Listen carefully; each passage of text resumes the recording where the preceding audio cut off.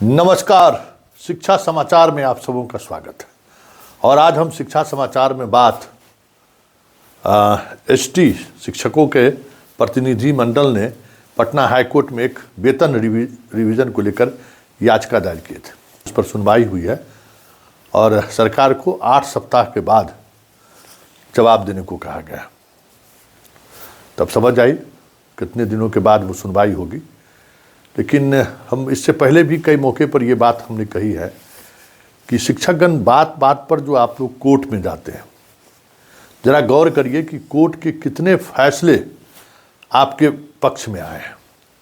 और जो पक्ष में भी आया है, सरकार के जब तक इच्छा नहीं हुई, सरकार पर राजनीतिक दबाव नहीं पड़ा, तब तक क्या वो आदेश का अनुपालन हो पाया क्या?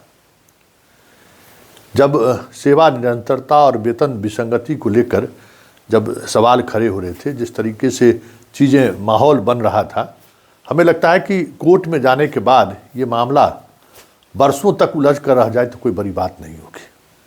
क्योंकि कोर्ट में जाकर आपने सरकार को मौका दे दिया है अपनी दलील देने का। अरे वैसे भी वैकेंसी के 4 साल बाद आप बहाली कर रहे हैं तो कम से कम 4 इंक्रीमेंट तो आपको देना ही होगा। ये तो कह सकते हैं कि वैसे भी न्याय की बात है, न्याय संगत चीज़ है।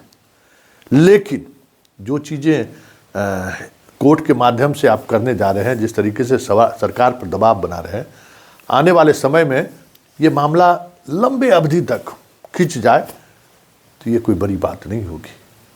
और हमें लगता है कि आपका जो वेतन सब है ना, कोर्ट में केस करा दो, चंदा वसूली करो, पटना में रहने खाने पीने का व्यवस्था हो गया, अपना मस्ती करते रहना है। फिर हम खबर चलाएंगे, फिर हमको ट्रोल करेगा कि देख लीजिए शिक्षक विरोधी आदमी है। अरे भाई, ये इस बात को आप समझिए कि हर बात पर कोर्ट जाने से सरकार भी असहज होता है। और कोर्ट में आजकल कौन है, कहाँ आप न्याय मांगने जा रहे हैं?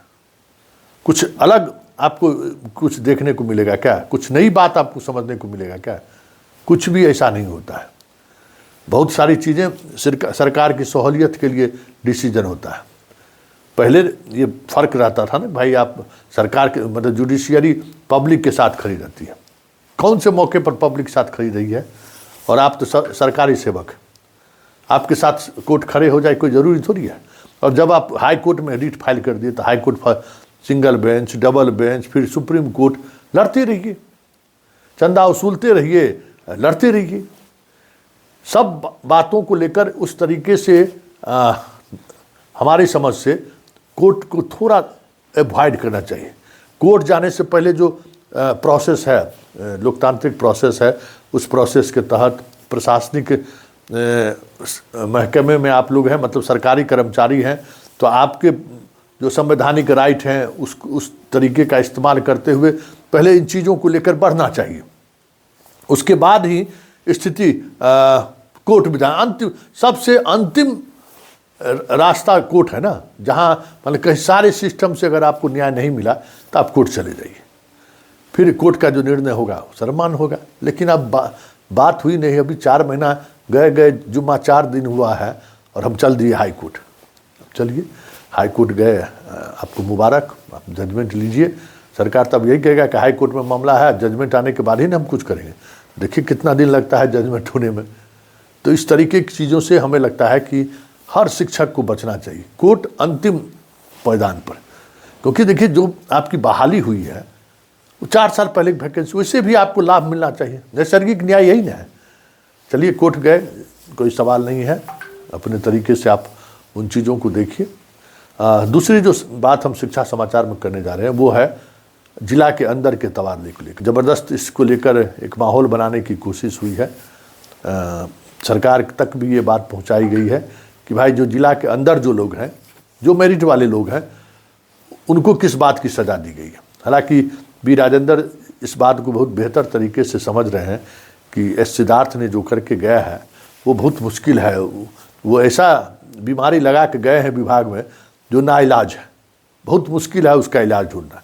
सब के सारे लोग स्कूल अदल बदले। एक स्कूल में 4 टीचर एक ही विषय का आके ज्वाइन किए हैं। अभी सब हैरान है कि कैसे हो गया। और ग्रामीण इलाके में कोई टीचर भी नहीं है।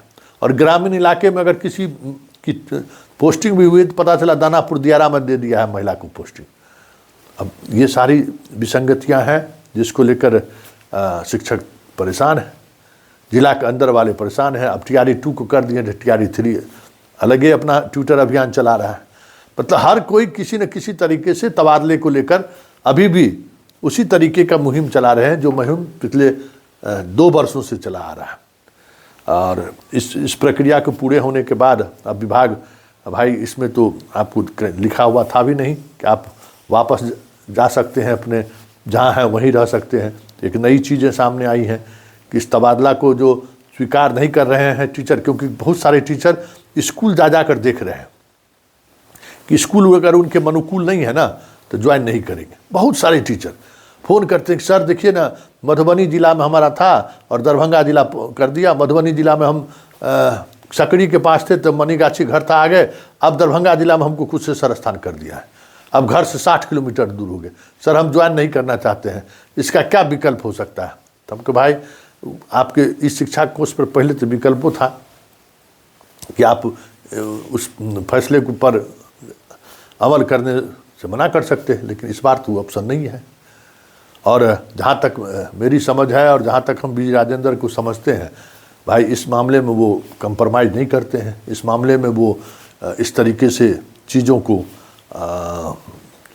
अपने फैसले को वापस ले लें, ऐसी प्रवृत्ति उनकी रही नहीं है। खैर देखते चलिए क्या सब होता है, लेकिन एक बात तो तय है कि जिस तरीके से चीज़ें चल रही हैं शिक्षा विभाग में, बहुत सारी चीज़ें पटरी पर आ गई है। ऐसा नहीं है कि पटरी पर, बहुत बीमारी जो बरसों से जकड़न बनाए हुए था, वो सब जकड़न सबको तोड़ तोड़ के गाड़ी को आगे बढ़ा रहे हैं बी राजेंद्र। कुछ और मसले हैं जिसका अगर बेहतर समाधान निकल जाए तो शिक्षा विभाग की समस्याएं ही खत्म हो जाएगी। मास्टर साहब के पास आंदोलन करने के लिए और कोर्ट जाने की जरूरत ही नहीं पड़ेगी।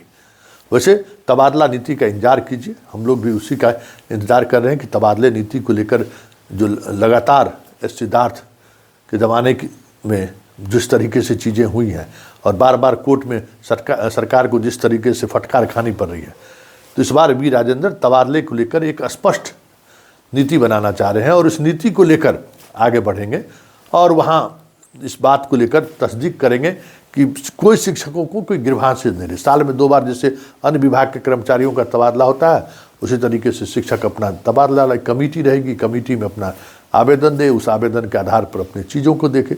ये बहुत सारी चीज़ें ऐसी हैं, हमें लगता है कि जो इंतज़ार थोड़ा करना चाहिए कि नई तबादला नीति उनका क्या है।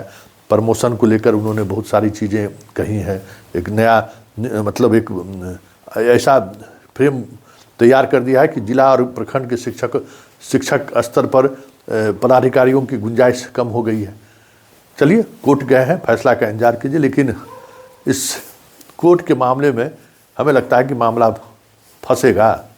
चलिए शिक्षा समाचार में फिलहाल इतना ही, इजाज़त दीजिए, नमस्कार।